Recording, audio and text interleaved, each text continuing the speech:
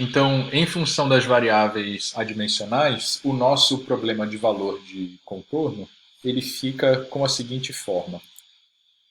Eu tenho uma equação governante, uma equação diferencial ordinária de segunda ordem para C1, para C chapéu 1, né? Em função de Z, e aqui as duas condições de contorno. A primeira condição de contorno de potencial prescrito em Z igual a zero, né? E a condição de contorno em Z chapéu igual a 1, que é uma condição de fluxo zero. Tá? Notem aqui na nossa equação governante a presença de um grupo adimensional, um novo grupo adimensional. Esse número adimensional HA ele é o número de Ata, e ele é dado por L sobre raiz de Q1 sobre D12, ou Ata ao quadrado é L2 Q1 sobre D12, e ele representa exatamente aqueles efeitos que a gente estava discutindo anteriormente, ou seja, ele pode ser visto da maneira como está escrito aqui, ó, Ata quadrado, né? L2 sobre D12. Isso aqui vai ter unidades de segundos, né, de tempo, assim como 1 sobre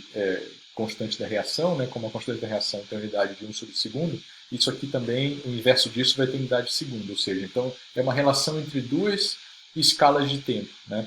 A primeira escala de tempo que aparece no numerador aqui, um tal D, ela é a escala de tempo da difusão, tá? Do processo difusivo.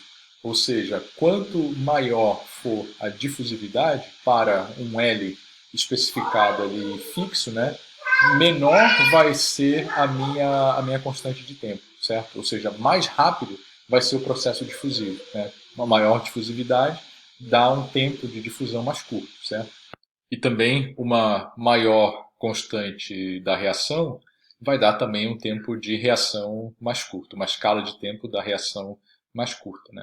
Então, essa competição entre os dois efeitos é o que confere ao perfil de concentrações molares da espécie 1 o seu formato, certo?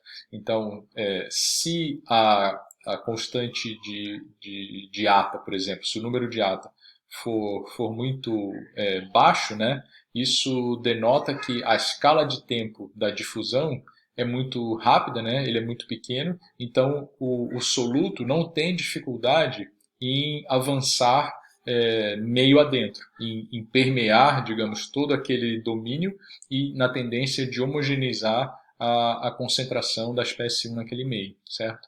Da mesma forma, se a escala de tempo da reação for muito curta, né, isso significa que o soluto ele é consumido muito rapidamente, né, e aí o soluto ele não tem tempo de se difundir e permear pelo meio, logo vai ser consumido. Né? Então, esses dois efeitos, esses dois extremos, são responsáveis por conferir um determinado formato para o perfil de concentrações. No primeiro caso, né, quando o número de ATA é baixo, por exemplo, o perfil de concentrações molares ele vai ser bastante uniforme. Né? As suas derivadas vão ser bem pequenas, certo? Ao longo do domínio. Ao passo que, quando o número de ATA for alto, por conta de um tempo de reação curto, por exemplo, eu vou observar variações bastante acentuadas no meu perfil ao longo do domínio. Tá? Então, essas duas escalas de tempo é que influenciam no meu problema. Notem que a gente não precisou até aqui resolver o problema, né? Matematicamente achar a solução. Basicamente olhando para a equação governante aqui, né? E para o efeito que esse número adimensional em seus valores extremos pode provocar, a gente sabe de antemão como é que o perfil de concentrações vai se comportar. Tá? Então, agora, antes de avançar para o perfil propriamente dito, né, nós temos uma equação diferencial ordinária ali. Né, então, tem a derivada segunda, né, somada, claro, a uma constante, um termo, mais a própria função C1, a sua derivada segunda daquela função, e a própria função C1, né, com sinal de menos ali, ou seja, se eu passo o segundo termo para o lado direito do sinal, eu vou ter uma função cuja derivada segunda, né, ela é diretamente proporcional e com o mesmo sinal da própria função. Né? Então, existe uma função matemática que tem essa característica. Né? Eu derivo ela sucessivas vezes e obtenho um comportamento que é o mesmo comportamento da própria função. Tá? Que função é essa? É a função exponencial. Tá? Então, é natural que a solução geral dessa equação diferencial ordinária seja obtida em função de funções exponenciais. Tá? Então, quem fez o curso de equações diferenciais ordinárias vai ver isso. Tá? Então, nesse slide aqui, eu só mostro aquilo que a gente tinha falado, tá? Dos limites, né? Do número de atos, ou seja, quando ele é uma relação entre essas escalas de tempo características. Né? Então, quando a escala de tempo característica da difusão for muito maior que a escala de tempo característica da reação, né, eu vou ter um número de ata grande, certo? Tá? Ou seja, a reação é muito mais rápida do que muito mais rápida, né, do que a difusão, e a conversão da massa é dita controlada pela difusão. Né? Sempre o gargalo é aquele que é mais lento, certo? Então a escala de tempo da difusão é maior, ele é mais lento, então ele acaba limitando a conversão da massa. Né? Ou seja, a conversão da espécie 1 em uma outra substância. Tá? Isso que a conversão quer dizer. Tá? Então seria esse caso aqui, ó, do número de ata muito maior que 1. Tá? Então a reação é muito mais rápida, né? O soluto é consumido, então ele cai rapidamente aqui. Tá? No outro extremo, né, aqui a linha escura, obviamente mostra que seria uma solução para número de atas intermediários, uma solução normal, digamos assim. Né, tá? Aqui, ó, nesse outro extremo aqui, né, de número de ata tendendo a zero, ou seja, quando a escala de tempo da difusão é muito menor do que a escala de tempo da reação, isso quer dizer que a difusão é muito mais rápida e a conversão de massa é controlada pela reação, ou seja, agora a reação é que é o gargalo. O soluto não tem nenhuma dificuldade em avançar meio adentro, ou seja, nessa condição de número de ata pequenininho, a concentração vai ser praticamente uniforme, praticamente igual a 1 ao longo de todo o domínio, certo? Tá? O que significa que a derivada segunda de C1 é aproximadamente igual a zero, é muito pequena, ou seja, a taxa com que a inclinação varia, né, o que é a derivada segunda, é muito pequena. Tá? Então a gente consegue observar todas essas nuances sem mesmo resolver, antes mesmo de resolver a equação. Tá? Então agora sim, a solução. Tá?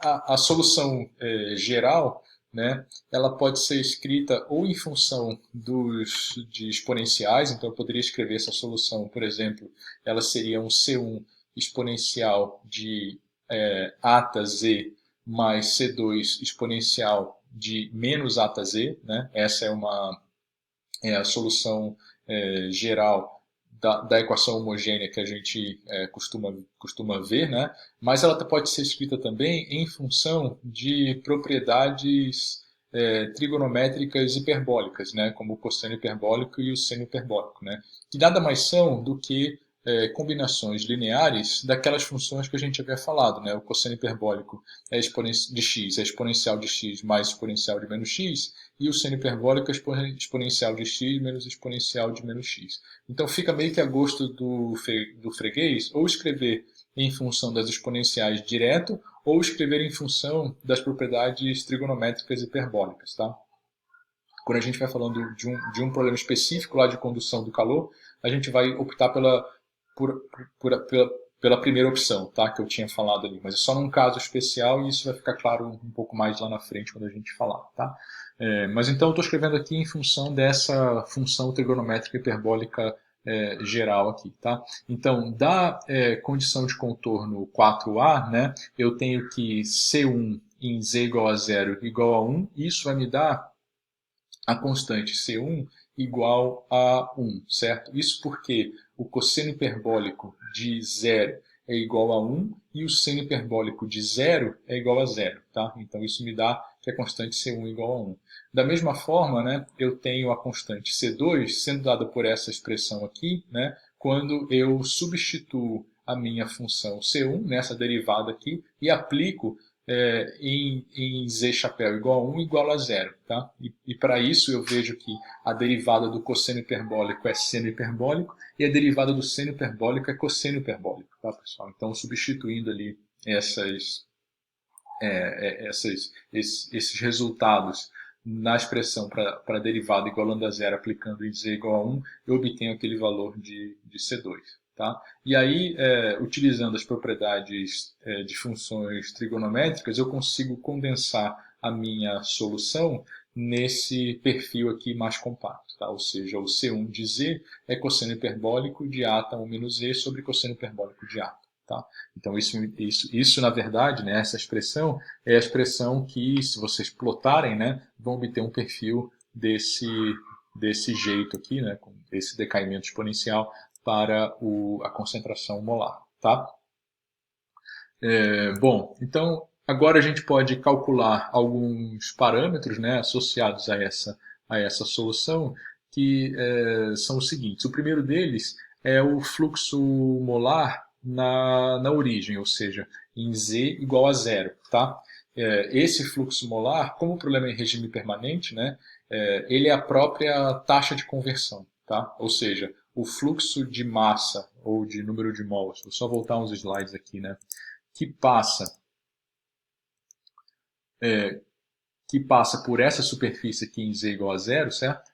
Que está atravessando aqui essa superfície, é igual à taxa de conversão, ou seja, igual à taxa de conversão é o que está sendo consumido aqui nesse domínio, certo? Como é regime permanente, né, o que atravessa essa fronteira é o que é consumido no meio, certo? Então, isso que está sendo dito naquela frase, estou só voltando ao slide que a gente estava, tá? Então eu posso calcular esse fluxo a partir da sua definição, né? O N1 em Z igual a zero é aplicando a lei de Fick aqui, tá? E aí substituindo as variáveis adimensionais, ou seja, o C asterisco 1, né? Vezes o C1 0 é igual ao C1. Né? E a mesma coisa aqui para o Z. Né? O Z chapéu vezes o L é igual ao Z dimensional. Tá? E aí, como a derivada do C1 com relação a Z em Z igual a zero é menos ata, tangente hiperbólica de ata, né? É só voltar ali naquele perfil da equação 5 que a gente obteve ali, derivar ele, a gente obtém essa expressão aqui, né? Sendo a tangente hiperbólica de ata seno hiperbólico sobre cosseno hiperbólico, né? A gente obtém esse nosso valor aqui do fluxo, né? Que é igual à taxa de conversão molar. Tá? E tem uma última propriedade que é de interesse, né? Que é a chamada eficiência de poro. Tá? A eficiência de poro ela é definida como a razão entre a taxa de conversão molar real e a máxima taxa de conversão molar que poderia ser obtida naquele problema, tá? Que é o N1 máximo. Então, vocês vão concordar comigo que esse N1 máximo ele é obtido quando todo o domínio está a C10, né? O que acontece quando o D12 tende a infinito, certo? Quando o D12 é infinito, então todo o meio vai estar na concentração da origem, certo? E aí, ali, eu tenho a máxima taxa de conversão possível, porque a reação pode ser o quão rápida ela quiser, que a difusividade sempre vai ser capaz de suprir, né? Então, eu vou ter sempre o meu C1 valor máximo, né? E isso para uma taxa de reação de primeira ordem é a máxima condição possível, tá? Então, voltando lá no perfil, na equação 5, e substituindo o D12 tendendo ao infinito, né, a gente vê que isso acontece quando a tangente de ata tende a ata. Tá? Então, nesse caso, o N1 vai ser igual a N1 máximo, né? E aí, de novo, voltando na equação, acho que era a equação 6, não a equação 5, tá, pessoal? Voltando nessa equação, a gente tem ali o valor para o N1 máximo, né? E aí observa que essa eficiência de poro é dada por essa expressão aqui, ou seja, tangente hiperbólica de ata sobre ata, tá? E fica a pergunta para vocês, que é a seguinte: com qual problema de transferência de calor esse problema aqui se parece? Tá? Fica essa pergunta no ar para vocês.